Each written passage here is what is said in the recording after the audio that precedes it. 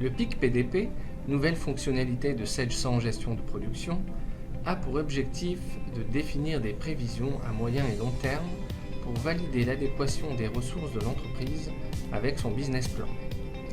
Ces prévisions se font au niveau des familles et sont exprimées en valeur monétaire.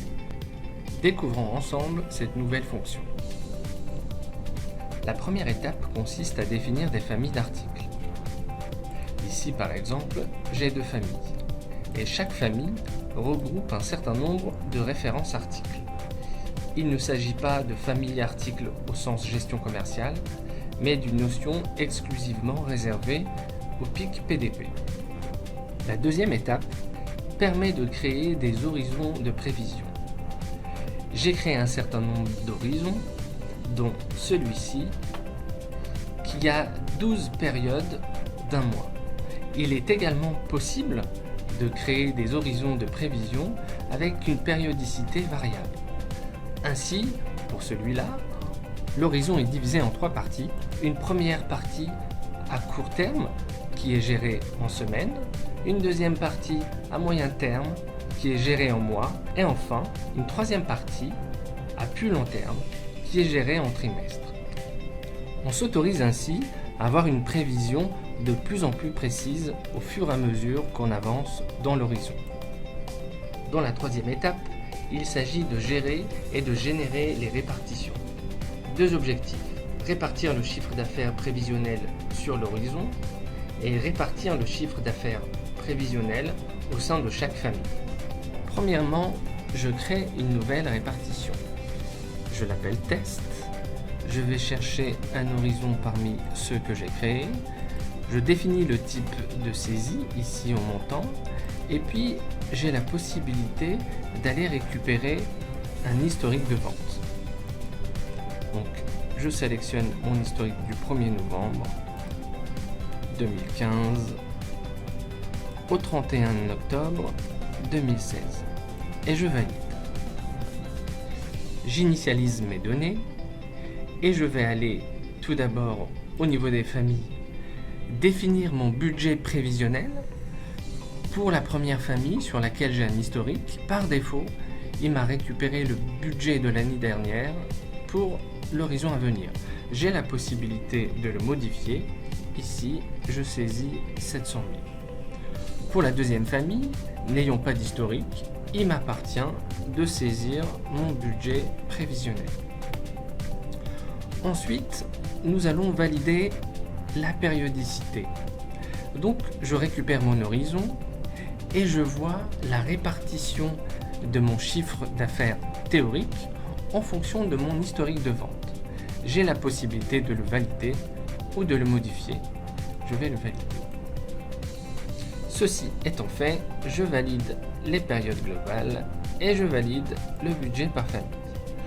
Maintenant, je retourne au niveau des familles et je vais aller au sein de chacune d'entre elles pour définir la répartition de mon budget par article. Ici, sur cette première famille, ayant un historique, il m'a récupéré le comportement de mes ventes pour chacun des articles sur la période présélectionnée. Et de fait, il me propose de récupérer la même répartition pour l'horizon à venir. Ici, par exemple, je vois que mon BIC bleu représente 42% de mon chiffre d'affaires. Idem pour mon BIC noir, alors que le rouge et le vert représentent uniquement 7%. J'ai la possibilité de modifier ici ce pourcentage ou alors éventuellement de le valider. On a également pour cette famille la répartition des ventes par période. C'est la récupération de l'historique, mais j'ai la possibilité de modifier et de mettre un pourcentage différent au niveau de chaque période. Au niveau de la deuxième famille,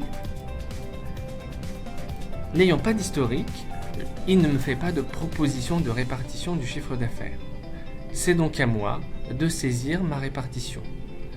Dans ce cas, je vais saisir 60% pour les ciseaux, je vais saisir 30% pour les agrafeuses et enfin 10% pour mon tube de colle. De la même façon, n'ayant pas d'historique sur ces articles-là, il me propose tout de même par défaut la même répartition que ma famille précédente. J'ai la possibilité d'aller la récupérer ou alors de saisir une périodicité qui serait éventuellement différente.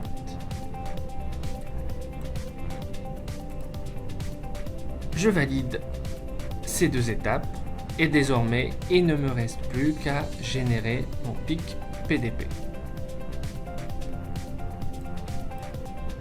J'obtiens ainsi une nouvelle prévision, reprenant mon horizon et ma répartition. J'ai la possibilité de modifier chacune de ces lignes, de faire un export Excel, de faire des modifications dedans et puis éventuellement de le réimporter. Dans la quatrième étape, je termine la création de mes données de base avec les ressources. Je retrouve ici la liste de toutes mes hypothèses de ressources avec par exemple celle-ci dans laquelle je retrouve ma capacité par période et par machine et puis ma capacité par période et par catégorie d'opérateurs. Ensuite, je lance le calcul pour les besoins. Je lance le calcul pour les ressources en sélectionnant une hypothèse de ressources et je retrouve le résultat sous forme graphique. Ces tableaux de bord nous permettent d'analyser la situation sous différents angles.